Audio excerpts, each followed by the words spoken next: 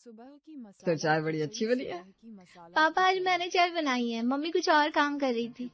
हाँ, तभी मुझे लगा मम्मी ने तो आज तक इतनी अच्छी चाय नहीं बनाई। थोड़ी सी और हो तो दे दो, और मम्मी ने जो भी नाश्ता बनाया वो भी ले आओ।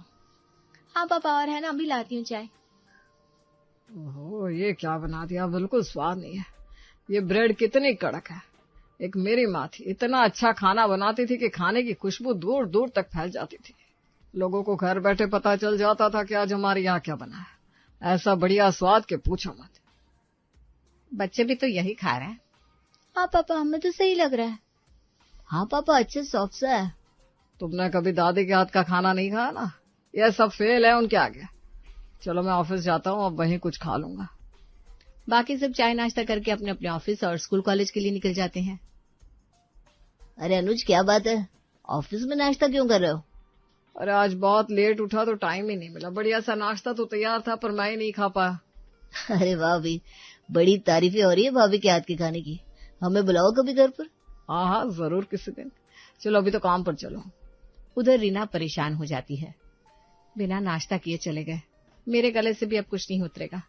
अभी लंच पर आएंगे तो अच्छा सा खाना खिला दूंगी। रीना लंच की तैयारी करने लगती है। पनीर, कुलचा, सलाद, रायता और बहुत कुछ। इतनी देर में उसकी बाई भी काम करने आ जाती है। बीवी जी, आज घर में कुछ नहीं था खाने के लिए, क्या आप कुछ दे सकते हो? कुछ भी चलेगा, कल की रोटी, अचार या प्याज, बस थोड़ा सा ही खाना है। हाँ है तो, ये सुबह का नाश्ता रखा है, पता नहीं अच्छा है या नहीं, पर पेट भर जाएगा तेरा। रीना शीला को वो नाश्ता दे देती है। अरे बीवी जी, इतना बढ़िया तो मैंने आज तक किसी के यहाँ नहीं खाया। भैया तो बड़े खुशकिस्मत है कि आप इतना अच्छा खाना बनाते हो। मैं और घरों में देखती हूँ ना, कोई मैम इतना जल्दी उठकर खाना नाश्ता ही नहीं बनाती। भैया लोग चाय पीकर चले जाते हैं। चल चल, अब खा लिया हो तो काम करना शुरू कर दे। हाँ हाँ, बस उठ गई। अगर बचा हो तो जाते समय दे देना, बच्चे भी खा लेंगे। हाँ हाँ, ले जाना, वैसे भी अब कोई खाने वाला नहीं है। रीना फिर अपने काम में लग जाती है और हर चीज का नमक मसाले का टेस्ट कर करके रख देती है। मुझे तो सब सही लग रहा है, अब देखो इनको पसंद आता है कि नहीं। रीना सबका इंतजार करने लगती है। माँ, आज तो काफी स्पेशल खाना बनाया आपने, बहुत टेस्टी भी। हाँ, मजा आ गया आज। थोड़ी देर में अनुज भी आ जाता है। कुछ अच्छा है क्या खाने के लिए, या फिर वही दाल रोटी बनाई है? आप बैठो, बस लाती हूँ। रीना उसके सामने सारा खाना बड़े ही सुंदर तरीके से सजा कर रख देती है और अनुज की तरफ देखती है कि कुछ तो तारीफ करेगा, पर अनुज तो बड़े ही बेमन से खाने की तरफ देखता है और थोड़ा थोड़ा प्लेट में डालता है। वो बस 2 बाइट लेता है और उसका मुंह बन जाता है। कितना नमक है रीना, तुम्हें बिल्कुल खाना बनाना ही नहीं आता क्या? सुबह शर्ट प्रेस की थी तो उसमें भी इतनी क्रीज थी। सुबह नाश्ता कितना गंदा बनाया था, और अभी ये नान बिल्कुल कच्चा, इसके किनारे देखो कितने जले हुए हैं, कोई कैसे खाएगा? रीना की आंख में आंसू आ जाते हैं, वो कुछ नहीं बोल पाती। पर बच्चे को तो काफी अच्छा। बच्चे फिर बच्चे, अरे बच्चे तो कुछ भी कचरा खा लेते हैं तुम्हारे हाथ का, उन्हें क्या पता अच्छा खाना क्या होता है। कभी अच्छा खाना खाया हो किसी के हाथ का, तब पता चले ना कि माँ कैसा खाना बनाती है। खैर छोड़ो, मुझे ये नहीं खाना, मेरे लिए मैगी बना दो। रीना सारा खाना उठाकर रख देती है। अंजलि और अक्षत भी अब नोटिस करने लगते हैं कि पापा मम्मी के साथ ठीक नहीं कर रहा है। मम्मी कितना काम करती है हम सब के लिए, पापा कभी अच्छा बोलते ही नहीं, उनके लिए हमेशा बुराई करते। इतना काम होता है घर में, और मम्मी ने जॉब भी इसलिए छोड़ दी थी कि पापा को दिक्कत होती थी, फिर भी पापा को बिल्कुल वैल्यू नहीं है। पर हम क्या बोले इन बड़ों के बीच। मुझे तो बहुत अच्छा लगा खाना, तुझे? काफी अच्छा था। वो देखते हैं कि मम्मी भी उदास बैठी है। मम्मा छोड़ो ना पापा को, चलो आप खाना खा लो। सबका अपना अपना टेस्ट होता है, देखो हम दोनों को बहुत अच्छा लगा, बल्कि मैं तो बोल रहा हूँ जो पापा ने नहीं खाया ना, वो कल आप हमें टिफिन में दे देना। दोनों बच्चे अपनी माँ को खाना खिलाते हैं और थोड़ी देर साथ बैठकर उसका मन हल्का करते हैं। रात को खाने में क्या खाओगे वही बना देती हूँ। अरे नहीं नहीं, तुम्हें कितना भी समझा लो, तुम बनाओगी तो वही जैसा तुम्हें आता है। जब घर का कोई काम आता ही नहीं था तो अभी तक तो सीख लेना चाहिए था कम से कम। माँ से खाना ही बनाना सीख लेती। मैं बाहर से मंगवा लूंगा। रीना बस बच्चों के लिए खाना बना देती है और अनुज उन्हीं के सामने बैठकर बाहर का खाना खाने लगता है। अक्षत और अंजलि अपने पापा को देख रहे होते हैं कि वो कैसे उंगलियां चाट चाट कर खाना खा रहा है। हम भी टेस्ट करके देखते हैं कैसा है, हमें भी तो पता चले पापा का टेस्ट कैसा है। तू देख रही है पापा कैसे धनिया मिर्ची अदरक सब खा रहा है, जब मम्मी बनाती है तो कैसे निकाल देते हैं खाने में से। देख तो रही हूँ, चलो ना थोड़ा टेस्ट करके देखते हैं। दोनों बच्चे थोड़ा सा टेस्ट करते हैं और एक बाइट खाते ही मुंह से निकाल देते हैं। ये कितना गंदा है, कोई स्वाद ही नहीं है। नान भी बिल्कुल कच्चा है, मुंह में आटा सा आ रहा है, बिल्कुल कच्चा। पता नहीं पापा कैसे खा रहे हैं। ना बढ़िया, ऐसा खाना मम्मी क्यों नहीं बना पाती? कमाल की बात है। वैसे जो कमाता है उसी को पेट भर खाना नहीं मिलता इस घर में। घर का खाना छोड़कर ढाबे का खाना ज्यादा अच्छा है। वो सारा खाना खत्म करके उंगलियां चाटने लगता है। एक मसाला खिचड़ी मंगवाई थी मैंने, उसका स्वाद बिल्कुल माँ के हाथों जैसा था, जो स्वाद तुम्हारे हाथ में आया ही नहीं कभी। अंजलि और अक्षत को बहुत बुरा लगने लगता है कि उनके पापा सारा दिन माँ के खाने की बुराई करते रहते हैं। हाँ पापा बिल्कुल सही कह रहे हो, हम तो उनको खुश करने के लिए कहते थे कि वो अच्छा खाना बनाती है।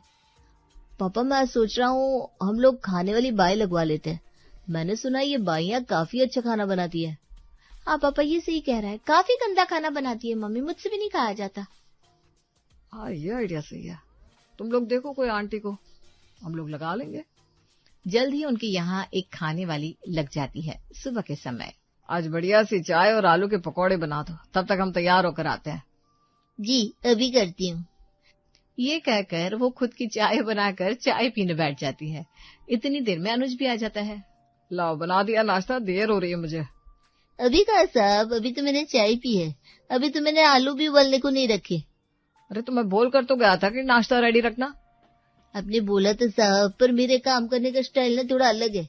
जब तक मेरा पेट ना भरा हो मैं काम नहीं कर सकती।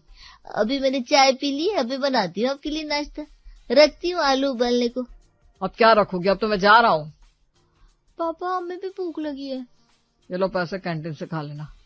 मम्मी की रहती कभी कैंटीन से नहीं खाया, वो हमेशा घर का बना कर देती थी। ये सुनकर 2 मिनट के लिए अनुज की आंखें भी नीची हो जाती है। वो जाते जाते सुनीता को लंच बनाने के लिए बोलकर जाता है। 1 बजे जब वो वापस आता है तो सुनीता को लंच लगाने के लिए आवाज लगाता है, पर वो तो घर में थी ही नहीं, ना ही लंच बना था। अंजलि उसे फोन लगाती है। खाने का क्या हुआ? ओ मेरे बच्चे की तबीयत खराब हो गई थी तो मैं सुबह ही वापस घर आ गई थी, लंच नहीं बनाया मैंने। अरे तो कम से कम बता तो देती। अरे वो नंबर किधर है मेरे पास, अभी कल आएगी मैं। ये कहकर वो फोन रख देती है। अनुज को बहुत भूख लग रही थी। अजीब मुसीबत है, घर में 2 रोटी नहीं है खाने के लिए। रीना सब देख तो रही होती, वही पूछ लेती। आप बोलो तो फटाफट पुलाव बना दो, रायते से खा लेना। ठीक है, जो आता है बना दो। अनुज ऑफिस की कॉल्स अटेंड करने बैठता है, पर भूख के मारे उसका गुस्सा सब पर उतरने लगता है। सर आप इस तरह चिल्ला नहीं सकते मुझ पर, मैं कंपनी का एम्प्लॉय हूँ, आपका नहीं। यस मिस्टर अनुज, अपने आप को काबू में रखिए। आज क्या हो गया आपको? इतना गुस्सा किस बात का है? सॉरी सर, वो बस थोड़ा सा सर दर्द है। सर दर्द है तो आराम करिए, ये बाद में हो जाएगा, पर इस तरह सब पर चिल्लाइए मत। वो काम बंद कर देता है और खाना खाने चला जाता है। उसको ये सादा सा पुलाव और रायता भी बहुत अच्छा लगता है, पर फिर भी अपनी झूठी ईगो के चक्कर में वो रीना की बिल्कुल तारीफ नहीं करता। उसे ये एहसास ही नहीं होता कि इतनी बेइज्जती के बाद भी उसकी पत्नी उसके लिए कितना सोच रही है। वो सारा खाना खत्म कर देता है, तब उसका दिमाग शांत होता है। अगली सुबह अनुज फिर बाई को फोन लगाता है। और साहब ये तो मेरा फोन है, सुनीता के पास तो फोन नहीं है और वो तो अभी इधर है भी नहीं। तो फिर खाना और नाश्ता बनाने कौन आएगा? मुझे नहीं पता साहब। अब अनुज को समझ में नहीं आता क्या करे। जब से उसने अपनी बीवी के हाथ का खाना बंद करवा के बाई लगा ली थी, उसी दिन से उसे ठीक से खाना ही नहीं मिल रहा था। पापा अब क्या करे, कौन बनाएगा खाना? मम्मी जैसा भी बनाती थी पेट तो भर जाता था। हाँ ठीक है, आज का काम तो चला लो किसी तरफ, फिर देखते हैं। उस दिन वापस घर आकर देखते हैं तो बाई नहीं आई होती है। वो लोग उस दिन भी मैगी खाकर सो जाते हैं। अगले दिन अनुज फिर सुनीता को फोन लगाता है। साहब मैं तो गांव आ गई, यहाँ पर बाढ़ आ गई, अब मैं नहीं आएगी। हाँ, अब इस मुसीबत का हल मुझे ही निकालना पड़ेगा। चलो बच्चों तुम लोग स्कूल के लिए तैयार हो जाओ, मैं कुछ बनाता हूँ। हॉस्टल में अकेला रहता था तो कुछ न कुछ बनाना आता था। मेरे हाथ की मसाला खिचड़ी तो बहुत फेमस थी। पापा मैं स्कूल नहीं जाऊंगी, मेरी तबीयत ठीक नहीं है, इतने दिन से ठीक से खाया भी नहीं है, स्कूल के कैंटीन का खाना इतना बेकार होता है। हाँ पापा मेरे भी गले में दर्द है, इतना ऑयली खाना था आज भी। ठीक है, तो अंजलि तुम खिचड़ी के दाल चावल गलाओ, मैं आता हूँ। थोड़ी देर में अनुज तैयार होकर आता है और मसाला खिचड़ी बनाता है। बना तो दी, देखो अब कैसी लगती है ना। अरे वाह पापा, इतनी बढ़िया खिचड़ी तो कभी नहीं खाई। हमें तो पता ही नहीं था कि आपको इतना अच्छा खाना बनाना आता है। इतने दिन से आपने खाना क्यों नहीं बनाया? अरे खाना बनाना नहीं आता, बस यही आती है खिचड़ी बनानी। हॉस्टल में यही बनाते थे रात को, कभी मैगी पास्ता, कभी ये मसाला खिचड़ी, हर जगह फेमस थी ये तो। चलो कम से कम आज इतने दिनों बाद नाश्ता तो किया। रीना भी थोड़ी सी खा लेती है, उसे अच्छी नहीं लगती पर वो चुप रहती है। ठीक है, फिर नाश्ते और रात के खाने में मसाला खिचड़ी हो जाएगी। दिन में हम कुछ बाहर का खा लेंगे।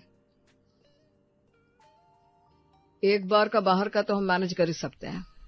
अंजलि और अक्षत अपने पापा की मसाला खिचड़ी की इतनी तारीफ करते हैं कि अब उनके दोस्त भी बोलने लगते हैं कि उनको भी खाना है। अरे इतनी सुबह मैं 10 लोगों के लिए कैसे बनाऊंगा? तुम लोगों को सोच कर हाँ बोलना चाहिए था ना। पापा से पीछे पड़ गए, हम क्या करें, हमें क्या पता था। इतना काम है मुझे, कल कैसे बनाऊंगा इतना सारा खाना? सुबह 4 बजे उठना पड़ेगा पापा, जैसे मम्मी उठकर हम सबके लिए इतना सारा और इतना तरह तरह का खाना और नाश्ता बनाती थी।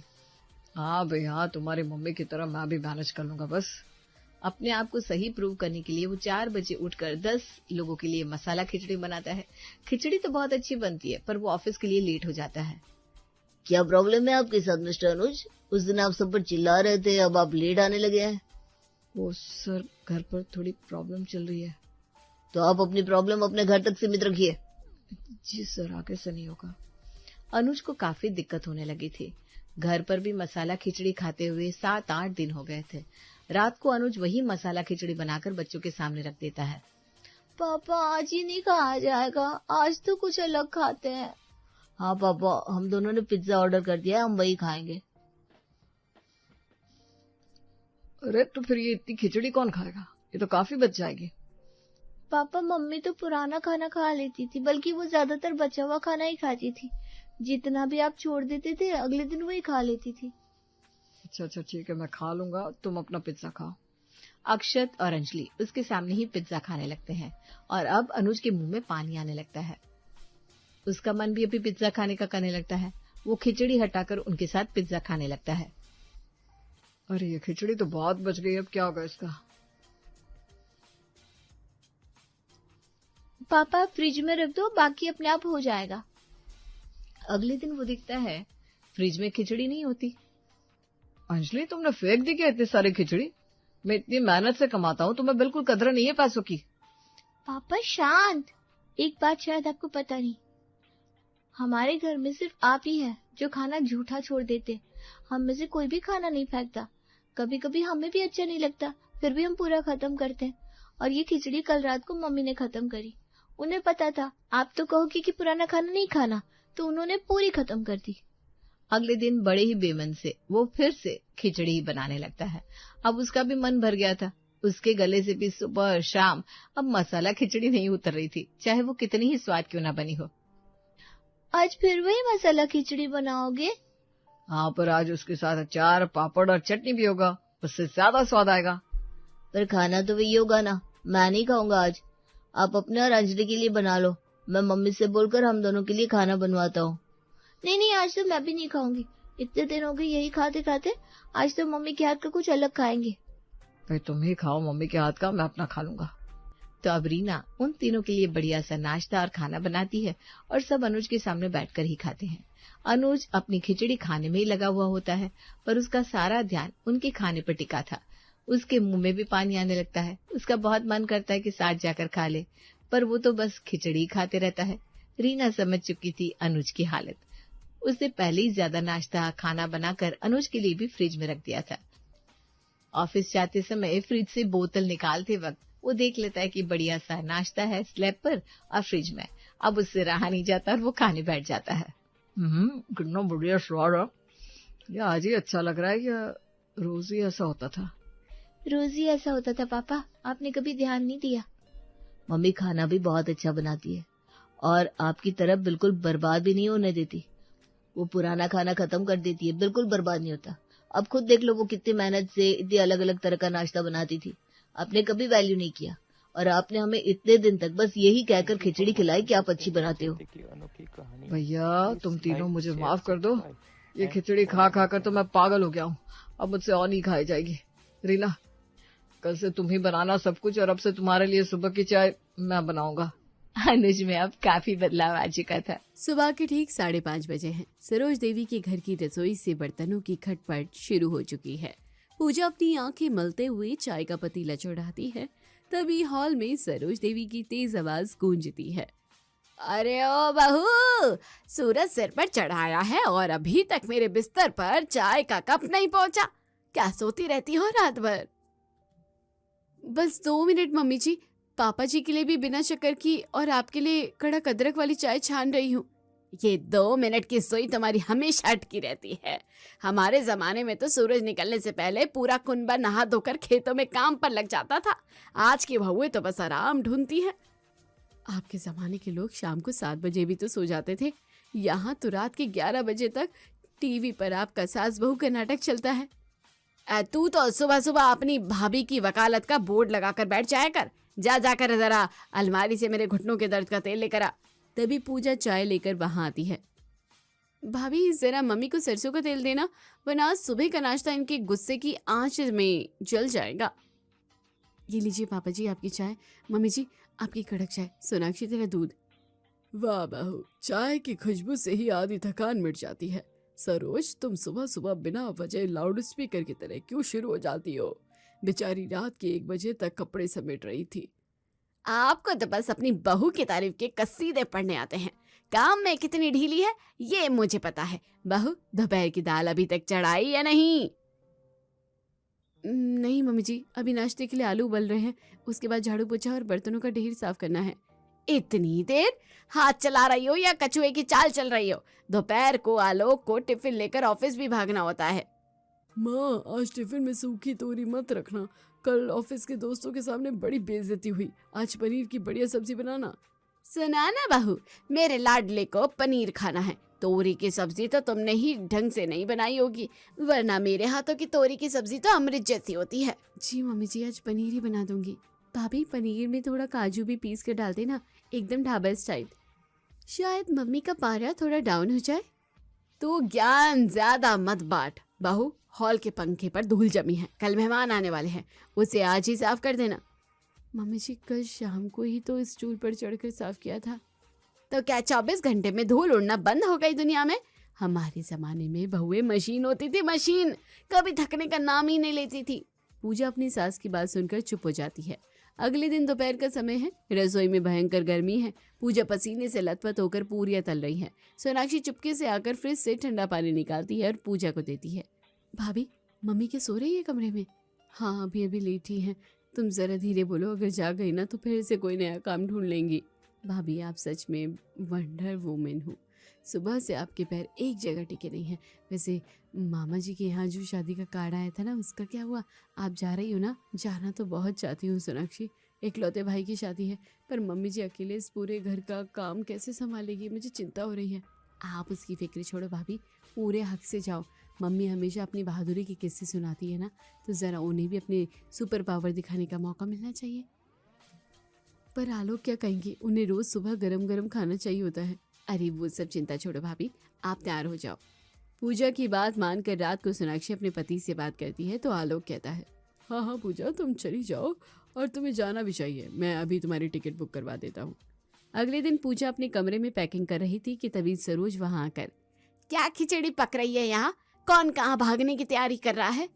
माँ, पूजा के भाई की शादी है, मैंने इसकी टिकट बुक करवा दी है। ये कल सुबह की ट्रेन से जा रही है।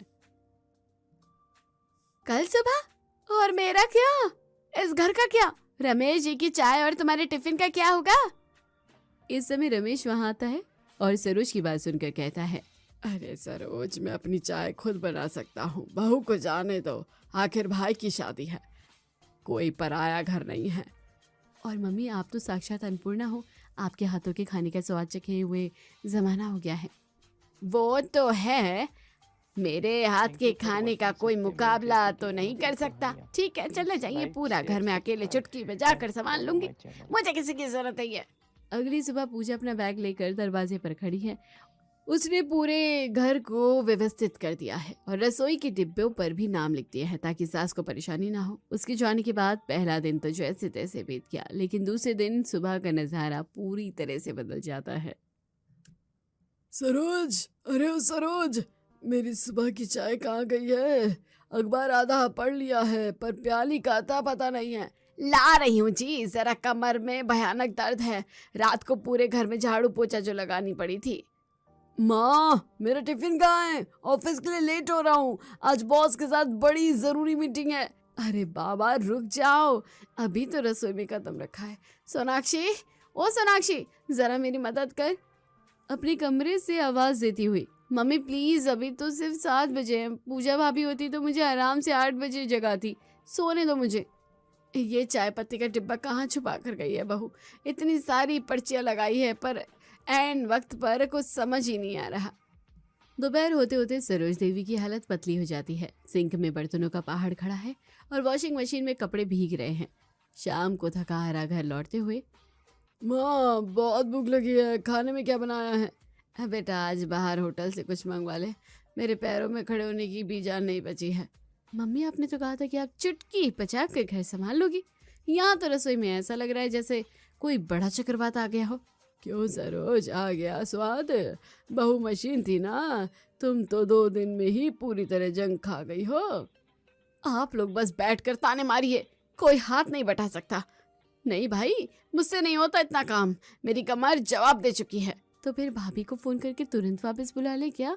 बिल्कुल नहीं, मैं झुकने वालों में से नहीं हूँ। मैं तो अपनी बड़ी बेटी रानी के घर जा रही हूँ, वहाँ आराम से रहूंगी। समदन जी भी बहुत खुश हो जाएगी और बेटी भी मेरी सेवा करेगी। दीदी के घर अचानक बिना बताए? हाँ, वहाँ रानी है ना, मुझे सुबह की चाय बिस्तर पर मिलेगी, आराम से बैठकर टीवी देखूंगी। तुम लोग अपना संभालो, 2-4 दिन में चली। अगले दिन सरोज देवी पूरे तैयारी के साथ अपनी बेटी रानी की ससुराल पहुंचती है।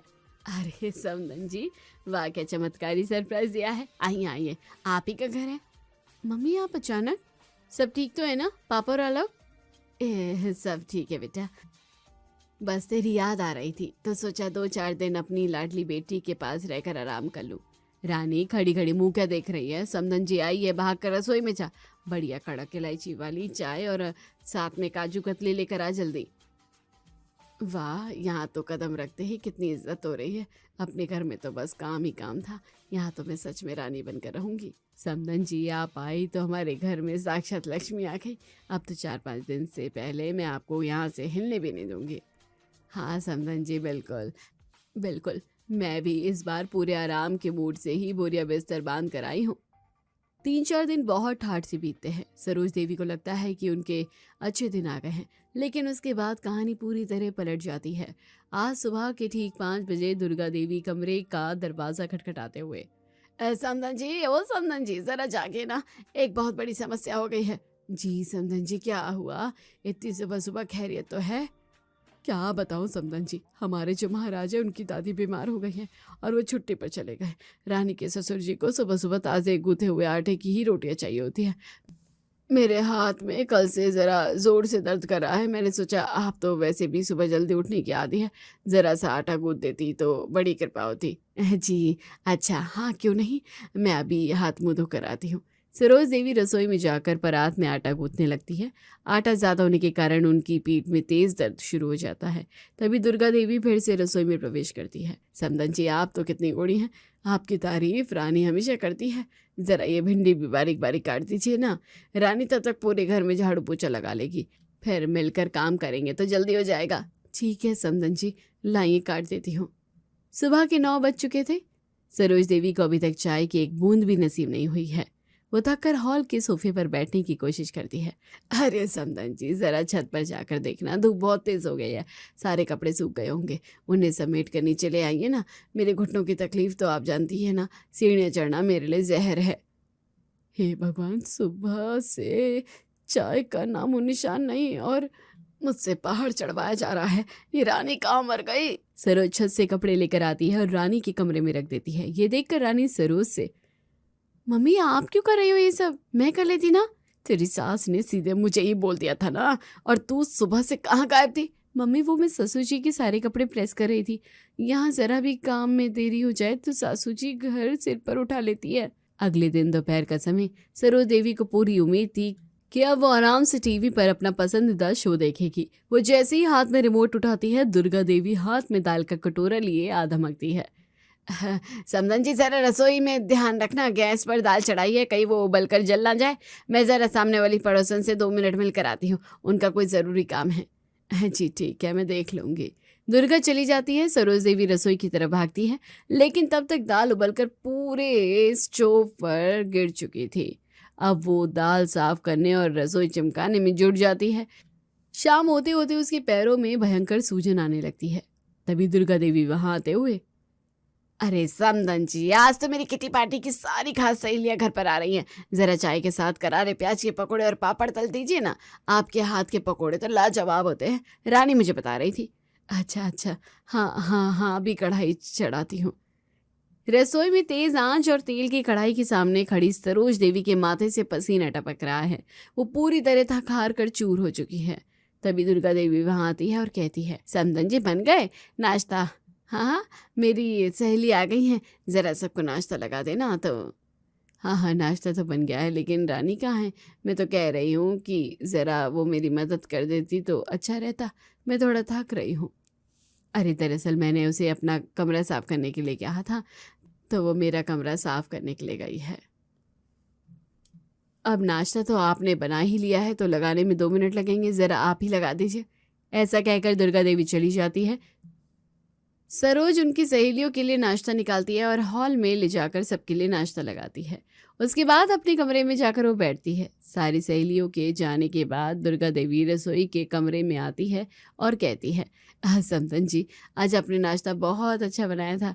मुझे सभी सहेलियों ने बहुत तारीफ की थी, बल्कि मेरी सहेलियाँ तो कह रही थी कि कल वो कुछ और सहेलियों को लेकर स्पेशली आपके हाथ का नाश्ता खाने आएगी। बातें करने के बाद सरोज वहां से चली जाती है। तभी उनके फोन पर सोनाक्षी की कॉल आती है। हेलो मम्मी, कैसे हो? वहां तो पूरी ऐश चल रही होगी, बिस्तर पर चाय, पैरों की मालिश, टीवी का रिमोट। हाँ हाँ सोनाक्षी, बहुत बहुत ज़्यादा आराम है यहाँ। मुझे तो फुसफुसाने का भी मौका नहीं मिल रहा। मम्मी, आपकी आवाज़ इतनी थकी हुई और डरी हुई क्यों लग रही है? कहीं समधन जी ने पकोड़े तो नहीं बनवा लिए? तुझे कैसे पता चला? अरे मम्मी, सासू माँ सब जगह एक जैसी ही होती हैं, चाहे वो हमारे घर की हो या दीदी के घर की। अपना ध्यान रखना, ज़्यादा कैलोरी बर्न मत करना। बाय। रात के ठीक 11 बज चुके हैं, मेहमान आ चुके हैं। सरोज देवी प्यास के मारे बहुत व्याकुल होकर पानी पीने के लिए रसोई की तरफ जाती है। तभी उन्हें लॉबी से दुर्गा देवी की तेज हंसने की आवाज़ आती है। वो दीवार के पीछे छिपकर सुनने लगती है। अरे हाँ किरण बहन, तुमने बिल्कुल सही कहा, मेरी समधन क्या आई, मेरे तो भाग्य ही खुल गए। दिखने में बड़ी तेज लगती है, लेकिन मैं उन्हें अन्नपूर्णा और महारानी कहकर सारा काम करवा लेती हूँ। 3 दिन से मैंने घर के किसी काम को हाथ नहीं लगाया। ऐसी मुफ्त की काम करने वाली नौकरानी अगर घर में मिल जाए तो कौन बेवकूफ़ छोड़ेगा। 2 दिन और तारीफ का नाटक करूँगी, फिर घर के जाले भी से साफ करवा लूँगी। ये सुनते ही सरोज देवी के पैरों तले जमीन खिसक जाती है। उनका चेहरा पूरी तरह उतर जाता है, घमंड का पर्दा गिर जाता है और आंखों में पछतावे के आंसू आ जाते हैं।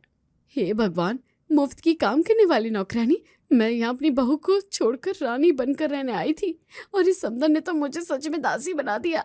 सरोज देवी को अपनी आंखें बंद करते ही अपने घर की बहू पूजा का मासूम चेहरा याद आता है। कैसे वो रोज सुबह से रात तक बिना किसी शिकायत के मुस्कुराकर काम करती थी और वो उस पर हमेशा चिल्लाती थी और ताने मारती थी। आज मुझे असली सबक समझ आया, जब खुद पर बीतती है तभी दूसरे के दर्द का एहसास होता है। मेरी पूजा भी रोज मेरे तानों से ऐसे ही पिसती होगी और मैं उसे मशीन कहती थी। मैं कितनी गलत थी। सरोज देवी चुपचाप भारी कदमों से अपने कमरे में चली जाती है। वो अलमारी खोलती है और अपना बैग पैक करना शुरू कर देती है। उनकी आंखों से लगातार पश्चाताप के आंसू बह रहे थे। तभी रानी वहां आ जाती है। मम्मी, ये क्या हुआ? आप इस वक्त अपना बैग क्यों पैक कर रही हैं? अभी तो सिर्फ 3 दिन हुए हैं। आपने तो कहा था आप पूरा 1 हफ्ता रुकोगी। नहीं बेटी, अब मुझे अपने घर वापस जाना होगा। मेरे घर पर मेरी बहू को मेरी ज़रूरत पड़ती है। मम्मी, साथ साथ बताओ ना, क्या सासू जी ने आपसे कुछ ज़्यादा ही कह दिया? मैं सब जानती हूँ, उन्होंने आपसे बहुत ज़्यादा काम करवाया। मुझे खुद अंदर से बहुत बुरा लग रहा है, पर मैं मजबूर हूँ। नहीं बेटी, उन्होंने मुझसे कुछ नहीं कहा। उन्होंने तो मुझे बस जिंदगी का सबसे बड़ा आईना दिखाया है। मुझे तो सबक अपने जीवन में सीखना था, वो मैंने यहाँ आकर सीख लिया। कैसा सबक मम्मी? मुझे कुछ समझ नहीं आ रहा। यही कि एक बहू होना कितना मुश्किल होता है बेटी। दूसरों की बेटियों से काम करवाना और उन पर हुक्म चलाना बहुत आसान होता है रानी, लेकिन जब वही बात खुद पर या अपनी बेटी पर आती है तब इंसान की आंखें खुली की खुली रह जाती हैं। मैं सुबह की पहली बस से ही अपने घर लौट रही हूँ। अगली सुबह की भोर सरोज देवी दुर्गा देवी के जागने से पहले ही बिना चाय पिए अपना भारी सूटकेस उठाती है और दबे पांव घर के दरवाजे से बाहर निकल जाती है। उनके दिमाग में अब सिर्फ अपना घर, अपना परिवार और अपनी बहू पूजा का चेहरा घूम रहा है। शाम को वो घर पहुंचती है तो सोनाक्षी, अरे मम्मी आप तो अभी 2-3 दिन और रुकने वाली थी ना, दीदी ने इतनी जल्दी भगा दिया क्या? बस आ गई। इंसान को कितनी भी सुख सुविधा मिले, अपना घर आखिर में अपना ही होता है। क्या सरोज, बेटी के ससुराल में भी घी शक्कर कम पड़ गई क्या या हुकूमत चलाने का मौका नहीं मिला जो इतनी जल्दी अपना बोर या बिस्तर समेट कर वापस आ गई? नहीं जी, ऐसी कोई बात नहीं है। समदन जी ने बहुत खरीदारी की, बस मुझे अपने घर की याद आ रही थी। पूजा अभी तक मायके से नहीं आई है क्या? भाभी तो आलोक भैया के साथ शाम की ट्रेन से आने वाली है, लेकिन मम्मी आपकी आंखों के नीचे ये बड़े बड़े काले घेरे और कैसे आ गए? वहाँ रात भर जाकर पहरेदारी करती थी क्या? अरे वो कुछ भी नहीं है, बस सफर की थकान है और बस में नींद नहीं आई ना। जरा सा ठंडा पानी देना सोनाक्षी, गला सूख रहा है। मुझे तो पूरी दाल में कुछ काला लग रहा है। समदन जी ने तो तुम्हारी अकड़ का इलाज अच्छे से कर दिया है लगता है, क्योंकि मैं सही कह रहा हूँ ना। मैं जरा अपने कमरे में जा रही हूँ, हाथ मुंह धोकर थोड़ा आराम करूंगी। शाम के 6 बज चुके हैं। घर का दरवाजा खुलता है और पूजा अपने हाथों में शादी के नए कंगन पहने और चेहरे पर एक प्यारी सी मुस्कान लिए अंदर आती है। आलोक उसके पीछे दोनों बड़े बैग उठाए थका हारा चल रहा है। प्रणाम मम्मी जी, आप कब आई? मुझे तो लगा आप दीदी के पास ही रहोगे। हमेशा खुश रहो। कैसी रही तुम्हारे भाई की शादी? हाँ, सब ठीक संपन्न तो हो गई। सब ठीक ठाक संपन्न हो गई है ना? जी, शादी बहुत अच्छे से रही मम्मी जी, सब लोग बहुत अच्छे थे। वो मायके से आपके लिए खास तौर पर बर्फी का डिब्बा भेजा है।